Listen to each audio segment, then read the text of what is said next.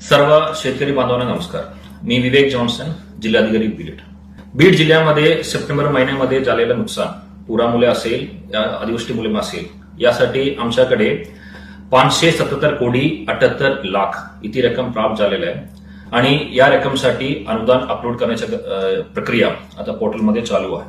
माझ्या सर्व शेतकरी बांधवांना विनंती आहे आणि सूचना आहे, तुमच्याकडे फार्मर आयडी असेल, तुमच्याकडे अग्रिस्टॅकचा आयडी असेल तर तुम्हाला कुठलाही प्रकारचा केवायसी करण्याची गरज नाहीये.